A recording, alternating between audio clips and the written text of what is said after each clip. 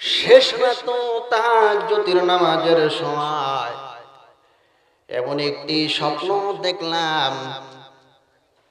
সেই স্বপ্নটা দেখলাম হলো আল্লামা দিলওয়ার হোসেন সাঈদীকে কন্যা। সুবহানাল্লাহ।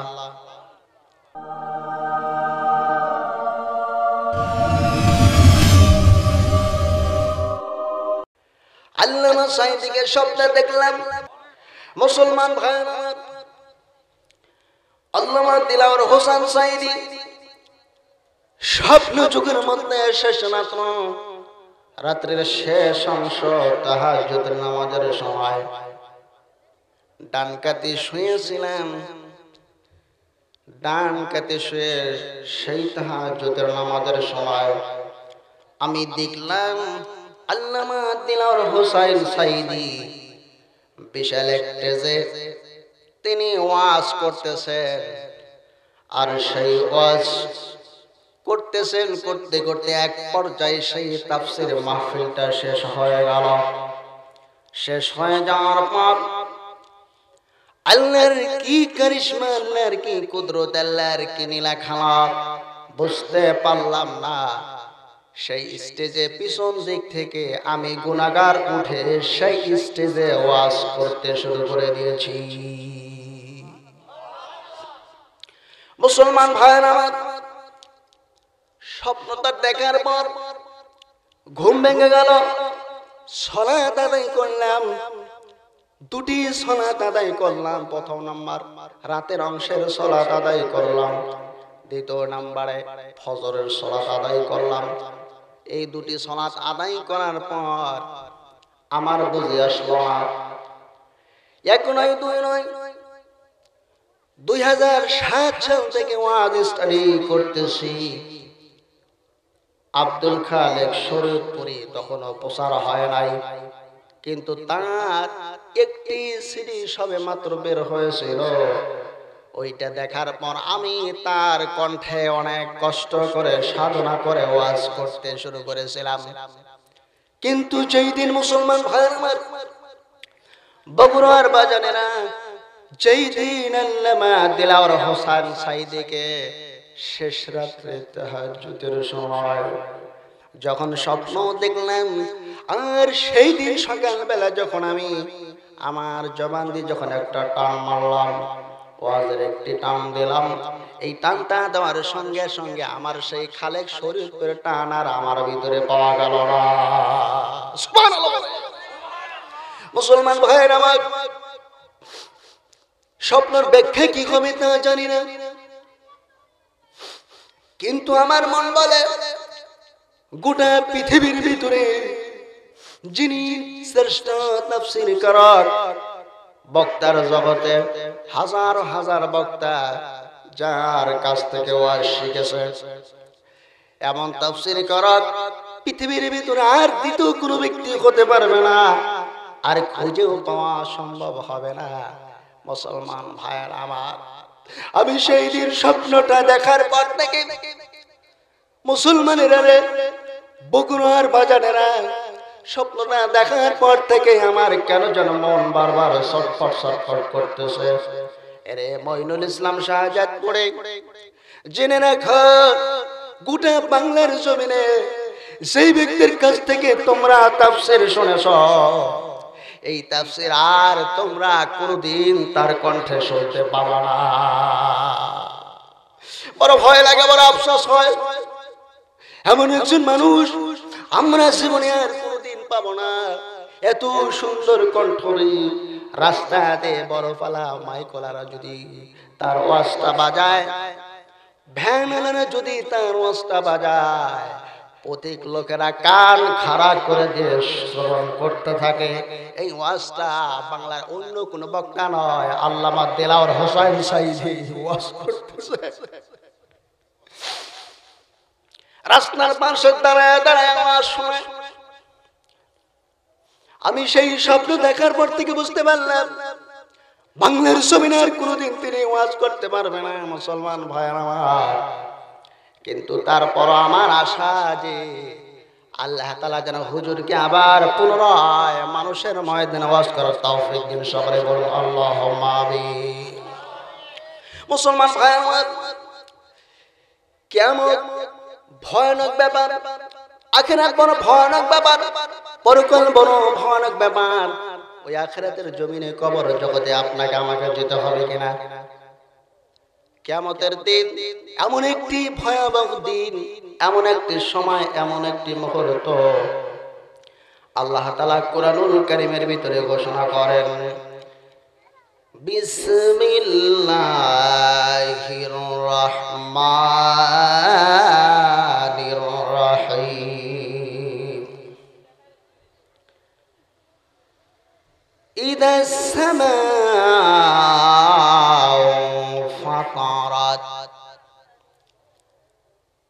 আর সেদিন আকাশ সমূহ চূর্ণ বিচূর্ণ হয়ে পড়বে। এত বড় বিশাল আকাশ, এত বড় বিশাল আকাশ, এই আকাশটা যদি চূর্ণ বিচূর্ণ হয়ে পড়ে যায়, মুসলমানেরা জবাব দেন, আমাদের অস্তিত্ব কি থাকার কথা? এরপর আল্লাহ তাআলা বলেন, ওয়াইযাল কাওয়াকিবু তাসারাত।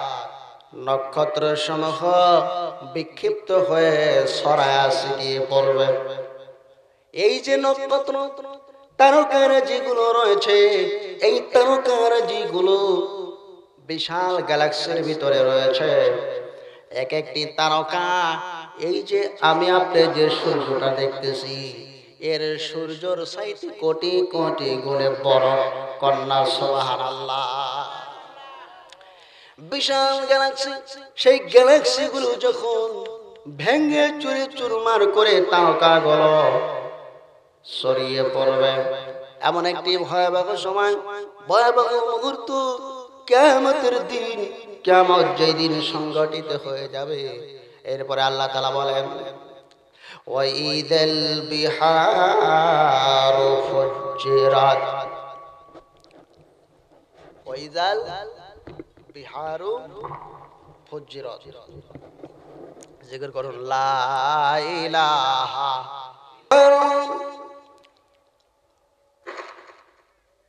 সেই দিন ওয়াইদাল বিহারু ফুজ্জিরাত, সেই দিন সমুদ্রের পানিগুলো উতলা পড়বে, সমুদ্রের পানিগুলো উতলাবে। মুসলমান ভাই আমার, আপনারা জানেন বিভিন্ন সময় আইলান সিডর নার্গিস বাংলার জমিনে হয়েছে কিনা? পৃথিবীর বিভিন্ন রাষ্ট্রে হয়। এই যে সিডর গুলা হয়, সমুদ্র এলাকা থেকে পানিগুলো উপর দিয়ে আসে, বাড়ি ঘর বাড়ির উপর দিয়ে, গাছ গাছার উপর দিয়ে চলে আসে। মানুষগুলো ঠিক থাকতে পারে না, গাছ গাছরা বিল্ডিং কোনো কিছু ঠিক থাকতে পারে না। তাহলে মনে করেন সেই ভয়াবহ দিন, যেই দিন সমুদ্রের পানিগুলো, নদী নালা খাল বিলের পানিগুলো যখন উতলায়া পড়বে। ওয়াইদাল কুবুরু বুসিরাত। আর সেদিন কবরগুলোকে খুলে দেওয়া হবে, কবরগুলোকে সেদিন খুলে দেওয়া হবে। আলিমাত নাফসুম মা কদ্দামাত ওয়া আখারাত। সেদিন আগের ও পরের সব বিষয় জানতে পারবে, বুঝতে পারবে। এই যে কবরবাসীদেরকে খুলে দেওয়া হলো, সেই দিন তার আগে কি হয়েছে এবং পরে কি হয়েছে তারা সব জানতে পারবে। ইয়া আইয়ুহাল ইনসানু মা গররাকা বিরাব্বিকাল কারীম। হে মানুষ, রব থেকে কিসে তোমাকে ধোঁকায় ফেলবে? রবের পথে মানুষ নাই, এই মানুষগুলো কিসের পথে, কিসে তোমাকে ধোঁকায় ফেললো? আল্লাহ তাআলা আয়াতে কারিমের ভিতরে বলেন, মানুষ বড় নিমক হারাম, এই মানুষগুলো বড় নিমক হারাম, নুন খায় গুণ গায় না। কতক্ষণ ঠিক না? প্রশ্ন করতে পারেন, হুজুর আপনি কি বানায়া পড়লেন নাকি? আমি বানায়া পড়িও নাই, বানায়া বলতেও পারে না। তাহলে শুনে নেন, আল্লাহ তাআলা সুন্দর করে বলতেছেন, ইন্নাল ইনসানা লিরাব্বিহি লাকানুদ। মানুষ বড় নিমক হারাম। কথা কর ঠিক কিনা? আমরা সব খাই আল্লাহ আর মিছিল করি আর একজনের। কথা কর। আল্লাহ তাআলা সুন্দর করে কুরআনুল কারীমের ভিতরে ঘোষণা করেন, আল্লাযী খালাকাকা ফাসাওয়াকা ফাআদালাক, তোমাদেরকে সুঠাম পূর্ণ ভার সম্পন্ন করে সৃষ্টি করেছেন কে? আল্লাযী খালাকাকা ফাসাওয়াকা ফাআদালাক। এরপর আল্লাহ তাআলা বলেন, ফি আইয়ি সূরাতিন মা শাআ রাক্কাবাক। আল্লাহু আকবার বলেন। যে আকৃতিতে চেয়েছেন সে আকৃতি সৃষ্টি করেছেন, কন্যা সুবহানাল্লাহ। এই যে আপনার যে চেহারাটা, আপনি কেমন হবে, আল্লাহ তাআলা যেমন চেয়েছে সেইভাবেই আপনার আমার আকৃতি সৃষ্টি করেছেন, কন্যা সুবহানাল্লাহ। ফি আইয়ি সূরাতিন মা শাআ রাক্কাবাক কাল্লা বাল তুকাযযিবুনা বিদ্দীন। না, তোমরা পরকালকে অস্বীকার করছো, পরকালকে অস্বীকার করছো। কি বলেন, আমাদের মধ্যে সন্দেহ যাদের আছে তাদের ঈমান থাকবে? ওয়া ইন্না আলাইকুম লাহাফিজিন, তোমাদের সংরক্ষক রয়েছে। আমাদের সংরক্ষক আছে না নাই? কিরামান কাতিবিন, তারা হলো সম্মানিত লেখক। আপনার ডান বাম এই দুই কাঁধে দুজন ফেরেশতা আছে না নাই? তাদের নাম কি? আল্লাহ তাআলা বলেন, কিরামান কাতিবিন ইয়ালামুনা মা তাফআলুন, তারা সব বিষয়ে অবগত আছে। রাত্রে কি কাজ করলেন আর দিনের বেলায় কি কাজ করলেন, তারা সব বিষয় অবগত আছে। কথা বলেন ঠিক না বা ঠিক? মনে থাকবে রাত 10টার পরে আমি কেমন করে খারাপ কাজ করে, দিনের বেলায় কেমন করে আমি খারাপ কাজ করি। আমার পক্ষে তো খারাপ কাজ করা সম্ভব হওয়ার কথা না, উচিত না। যেহেতু আমি যেহেতু ওনার একজন গোলাম। কথা বলেন ঠিক কিনা? ওমা হুম আনহা বিগাইবিন।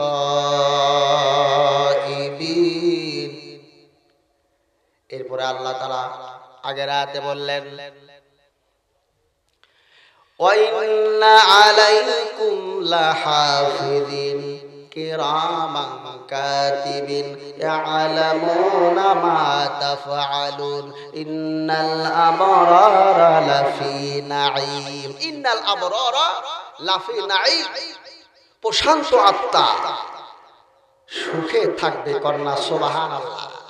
তার মানে হলো জান্নাতি আত্মা, জান্নাত রূহ, তারা সুখে থাকবে। একটু আওয়াজ বাড়িয়ে দিয়ে বলুন সুবহানাল্লাহ। ওয়া ইন্নাল ফুজ্জারা লাফি জাহিম, পাপীরা থাকবে দোজখে, জাহান্নামে, কন্যা নাউযুবিল্লাহ। ইয়াসলাউনাহা ইয়াউমাদ্দিন, তারা তাতে প্রবেশ করবে। কোথায়? আখিরাতে। ওয়া মা হুম আনহা বিগাইবিন, তারা সেদিন পালায়ন করতে পারবে না, গায়েব হয়ে যেতে পারবে না। আল্লাহ তাআলা সামনে থেকে কারোর পালানোর ক্ষমতা আছে? দুনিয়ায় থাকলেও আখিরাতে নাই। কথা বলেন ঠিক কিনা? ওয়া মা আদরাকা মা ইয়াউমুদ্দিন, তুমি কি জানো পরকাল কি? সুম্মা মা আদরাকা মা ইয়াউমুদ্দিন, আবার বলছি, তুমি কি জানো পরকাল কি? ইয়াউমা লা তামলিকু নাফসুন লিনাফসিন শাইআ ওয়াল আমরু ইয়াউমা ইযিল লিল্লাহ। আল্লাহু আকবার বলুন। সেদিন এমন এক দিন যেদিন কেউ কারো কোনো উপকারে আসবে না। কন্যা নাউযুবিল্লাহ। এমন একটি দিন, সেই দিন কেউ কারো কোনো উপকারে আসবে না। ওয়াল আমরু ইয়াউমাইযিল লিল্লাহ, সেদিন একমাত্র অস্তিত্ব থাকবে কার? আল্লাহর। সেদিন একমাত্র অস্তিত্ব থাকবে আল্লাহ। আমার আপনার অস্তিত্ব সেই দিন থাকবে না। কথা বলেন ঠিক নেবে ঠিক? মুসলমান ভাই আমার, তাহলে আসুন, যিনি আপনাকে সৃষ্টি করলেন, আমাকে সৃষ্টি করলেন দুনিয়ার জমিনে, হায়াতের জিন্দেগি দান করলেন, যিনি জান্নাতের বিনিময়ে মুমিনদেরকে কিনে নিয়েছেন, খরিদ করে নিয়েছেন, একজন গোলাম মুনবীর কথা ছাড়া তো ডাইনে বায়ে কোন দিকে যাইতে পারে না। তাহলে আমরা কেমন গোলাম হলাম? আমরা কেমন ইমানদার হলাম? আমরা মুনিবের গোলামি সঠিকভাবে না করে আমরা চতুর্দিকে হারামের দিকে আসি। দুনিয়ার জমিনে দুদিনের বাহাদুরি, 2 তলা বিল্ডিং করার জন্য স্ত্রী পরিবার পরিজনদেরকে নিয়ে স্বাচ্ছন্দ্যে জীবনযাপন করার জন্য আমরা ভাই ভাইকে মারি, আত্মীয় স্বজনকে মারি, বোনের হক দেয় না, সন্তানের হক ঠিক মতো আদায় করা হয় না। শুধু তাই নয়, রাত্রিবেলা এই বগুড়া শহরে ছিনতাই হয় কি হয় না? মুসলমানের কথা বলে, বগুড়া শহরে কি ছিনতাই হয় না? কেন হবে? চিন্তাই তো তোমার কথা নয়। মুসলমানের সন্তান মুসলমান কেন চোর হবে? মুসলমানের সন্তান মুসলমান কেন বাটপাড়া হবে? মুসলমান ভাইয়ের আমার, ইত্তাকুল্লাহ, আল্লাহ তাআলা কুরআনুল কারীমের ভিতরে বললেন, তোমরা আমি আল্লাহকে ভয় করো, ভয়ের মতো ভয় করো। আর যদি আল্লাহ তাআলাকে ভয়ের মতো ভয় করা যায়, আল্লাহ তাআলা বলেন, কানাত লাহুম জান্নাতুল ফিরদাউসি নুজুলা, আমি আল্লাহ তাআলা তোমাদেরকে জান্নাতুল ফিরদাউসের মেহমান বানায় দেব। আওয়াজ বাড়িতে একসঙ্গে বলুন সুবহানাল্লাহ। খারাপ লাগে নাকি খালি কিরসা গাবো? কি বলেন হুজুর? এখন তো বর্তমানে এক হাত কানে আর এক হাত পেটে দিয়ে টান যে যত দিতে পারে, কেরাবেরা সোহের পারে, আর হাসি গল্প গুজব করলে পারি, সে অনেক বড় বক্তা। নাউজুবিল্লাহ। আসলে তো ইমানের খোরাক, রুহের খোরাক হলো সাক্কা সাক্কা ভাষায় কোরআনের আলোচনা, হাদিসের আলোচনা। কথা বলেন ঠিক কিনা? মুসলমান ভাইয়ের আমার, গভীর মনোযোগ। আল্লাহর পয়গম্বর, বিশ্ব নবী, আখরি জামানার পয়গম্বর জনাবি মুহাম্মদ রাসূলুল্লাহ সাল্লাল্লাহু আলাইহি ওয়াসাল্লাম দুনিয়ার জমিনে সার্টিফাই করে গেলেন, ঘোষণা করে গেলেন, যারা নাকি ঈমান আনবে, নবীর ইত্তেবা করবে, নবীর আনুগত্য করবে, সুন্নাতের ভিতরে চলবে, সুন্নাতের ভিতরে চলার কারণে যারা নাকি সুন্নাত না মানবে, বলে একটা করে সুন্নাত মানার কারণে আল্লাহ তাআলা ওই ব্যক্তির আমলনামায় 100 শহীদের সমতুল্য মর্যাদা সওয়াব দান করবে। মুসলমান ভাইরা আমার, যেই নবী এত সুন্দর সার্টিফাই করে গেলেন, সেই নবী দুনিয়ার জমিনে আসার পর মা হালিমাতুস সাদিয়া তিনি যে বিশ্ব নবীকে ঘরে নিয়ে গেলেন, লালন পালন করলেন। লালন পালন শেষে যে তাকে হযরতে আমিনার কাছে রেখে আসবেন, তার আগের একটি কথা আপনাদেরকে জানাইতে চাই। মুসলমান ভাইরা আমার, কোন নবীর বিরোধিতা করা? যেই নবীজি তোমার জন্য রহমতের কান্ডার, দোজাখানের ভান্ডার নবীজি, দুনিয়ার জমিনে নবীকে দরকার, আখিরাতের জগতে নবীকে দরকার, জান্নাতে যাইতে হলেও নবীকে দরকার, তোমাকে মুক্তি পাইতে হলে নবীকে দরকার। এই নবীকে যারা গালি দেয়, আর ওই গালি শোনার পরে কোন মুসলমানের সন্তান, মুসলমান যদি প্রতিবাদ না করে, বুঝতে হবে এটা নামে মুসলমান, ভিতরে ভিতরে টাটকা মুনাফিক। কথা বলে মুসলমান ভাইয়ের আমার, বিশ্ব নবীর কলিজার টুকরা একজন সাহাবী বারবার বিশ্ব নবীকে দেখেন, আর পূর্ণিমার চাঁদ বের হয়ে আসেন, আবার ভিতরে ঢোকেন, বের হয়ে আসেন, পূর্ণিমার চাঁদের দিকে তাকান, চাতক পাখির মতো কিছু সময় পূর্ণিমার চাঁদটা সুন্দর করে দেখেন, আবার ঘরের ভিতরে প্রবেশ করে আখিরি জামানের পয়গম্বর বিশ্ব নবী নবী মুহাম্মদ রাসূলুল্লাহ সাল্লাল্লাহু আলাইহি সাল্লামকে তাকা তাকা দেখেন। তাকা তাকা দেখার পরে আল্লাহর বান্দা বিশ্ব নবীর কলিজার টুকরা সাহাবী বারবার যখন এরকম করতেছেন, একজন সাহাবী জিজ্ঞাসা করলেন, ও আল্লাহর বান্দা, নবীদের সাহাবী, তুমি বারবার এমন করো কেন? তোমার মাকসাদটা কি? আল্লাহর বান্দা নবীদের কলিজার টুকরা সাহাবী ডাকতে বলে, ওগো নবীর সাহাবীরা, আমি বারবার ভিতর বিশ্ব নবীর চেহারার দিকে তাকাই, আর এই যে পূর্ণিমার চাঁদ উদয় হয়েছে, আমি আর একবার পূর্ণিমার চাঁদের দিকে তাকাই, তাকা তাকা আমি দেখতে পারলাম, খুদের কসম করে বললে ভুল হবে না, আমি তাকা দেখলাম ওই চাঁদের ভিতরে খুদ দেখা যায়, কিন্তু আখিরি জামানার পয়গম্বর বিশ্ব নবী নবী মুহাম্মদ রাসূলুল্লাহ সাল্লাল্লাহু আলাইহি সাল্লামের চেহারার মধ্যে কোনো খুদ দেখা যায় না। মুসলমান ভাই, এই ছিল নবী, যেই নবীকে দেখলে সাহাবাদের ক্ষুধার কথা ভুলে যেত। সাহাবারা ক্ষুধার কথা, একদিন দুই দিন তিন দিনের ক্ষুধার কথা ভুলে যেত। সেই নবীকে হালিমাতুস সাদিয়া মা আমিনার কাছে ফেরত দেওয়ার জন্য যখন আসলেন, আসার পরে শিশু নবী নবী মুহাম্মদ রাসূলুল্লাহ সাল্লাল্লাহু আলাইহি সাল্লামকে যখন রেখে হালিমাতুস সাদিয়া বিদায় নেবে, এমন সময় ডাকতে বলে, আমিনা, তোমার বেটা মুহাম্মদ সাল্লাল্লাহু আলাইহি সাল্লামকে আমি লালন পালন করতে গিয়ে ভালোবাসা অর্জন হয়েছে, তার প্রতি মহব্বত হয়েছে, আমার মন বলে রে তোমার কাছে আমি দিয়ে ঠিক থাকতে পারবো না। শিশু নবী মুহাম্মদ সাল্লাল্লাহু আলাইহি সাল্লামের প্রতি বড় ভালোবাসা হয়ে গেছে। হালিমাতুস সাদিয়া তার চোখ দিয়ে টপ টপ করে পানিগুলো পড়তেছে,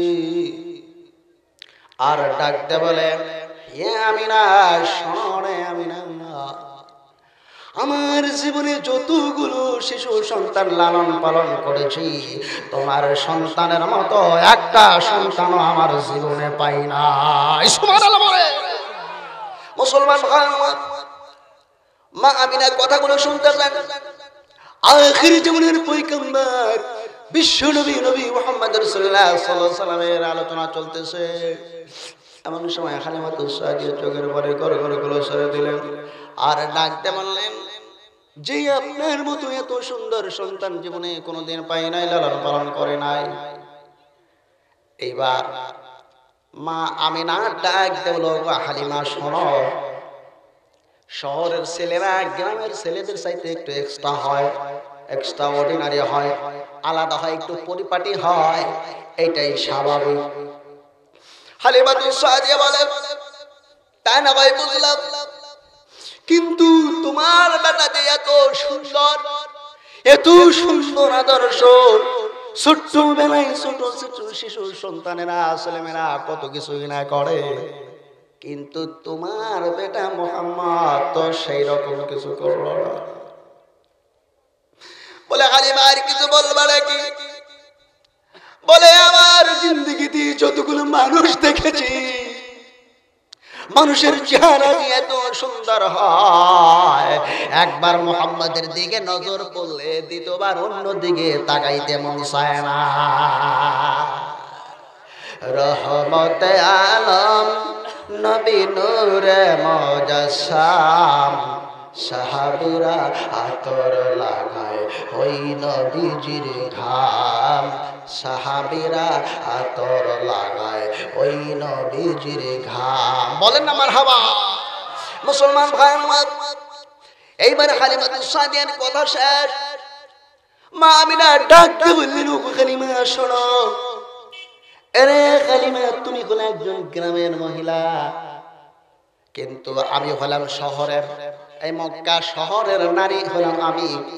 এই মক্কা শহরের ভিতরে অনেক সুন্দর সুন্দর ছেলে দেখেছি, আমি মা আমিনা বলতেছি আমার বেটা মুহাম্মাদের চাইতে সুন্দর ছেলে আমার জীবনে আর কোনোদিন শহরে দেখি না। মুসলমান ভাইরা আমার, এই কথা বলার পর আল্লাহ তাআলা জিবরাইল ফেরেশতাকে পাঠিয়ে দিলেন। জিবরাইল ফেরেশতা মাঝে এসে উপস্থিত হয়ে আছে। জিবরাইল ফেরেশতা সালাম জানালেন, নিজের পরিচয় দিলেন। নিজের পরিচয় দেওয়ার পরে ডাক দিয়ে বললেন, এরে খালিমা, তুমি কয়টা সন্তানকে দেখেছো? দুনিয়াতে কয়জন মানুষের মুখ দেখেছো? আরে মা আমিনা, আপনি দুনিয়াতে কয়জন মানুষের মুখ দেখেছেন? আমি বললাম, আল্লাহ তাআলার পক্ষ থেকে পাঠানো ফেরেশতা জিবরাইল ফেরেশতা। আল্লাহ তাআলা আমাকে 600 পাখা দিয়েছে। একটিবার যদি টান করে চাপটা মারি, মাশরিক থেকে জনুব, শিমাল, মাশরিক থেকে মাগরিব, তার মানে হলো গোটা দুনিয়ার জমিনে এক প্রান্ত থেকে আরেক প্রান্ত এক টান মারার পূর্বে চলে যায়। সেই ফেরেশতা জিবরাইল ডাক দিয়ে বললেন, ওগো খালিমা, ওগো মা আমিনা, আপনারা কয়জন ছেলেকে দেখেছেন? কিন্তু আমি জিবরাইল দুনিয়ার জমিনে যত মানুষ সৃষ্টি করেছেন আল্লাহ তাআলা, আমি জিবরাইল দেখেছি সব মানুষগুলোর চাইতে এক্সট্রা করে, সব চাইতে সুন্দর করে আল্লাহ তাআলা তার নবী আখির জামানার পয়গম্বর নবী মুহাম্মদ রাসূলুল্লাহ সাল্লাল্লাহু আলাইহি সাল্লামকে সৃষ্টি করেছে। আর জোরে বলা যাবে না সুবহানাল্লাহ? সেই নবীর প্রতি দরুদ পড়ুন, আল্লাহুম্মা সাল্লি আলা সাইয়্যিদিনা মাওলানা মুহাম্মদ ওয়া আলা আলি সাইয়্যিদিনা মাওলানা মুহাম্মদ। মনটা যদি হয়তো প্রবল হইতো যদি শুকর কবুতর, মারহাবা। মনটা যদি হয়তো প্রবল হইতো যদি শুকর কবুতর, মেঘের ডানায় পাঠিয়ে দিতাম, মেঘের ডানায় পাঠিয়ে দিতাম মদিনার পথে, যেথায় আমার প্রিয় রাসূল ঘুমায় নিরন্তর, যেথায় আমার প্রিয় নবী ঘুমায় নিরন্তর। আল্লাহুম্মা সাল্লি আলা ওয়া আলা আলি মাওলানা মুহাম্মদ। মুসলমান ভাইরা, আল্লাহ তাআলার কাছে সবচাইতে শ্রেষ্ঠ ধর্ম হলো দ্বীন আল ইসলাম। ইসলাম ধর্ম হলো আল্লাহ তাআলার কাছে মনোনীত ধর্ম, শ্রেষ্ঠ ধর্ম। কন্যা সুবহানাল্লাহ।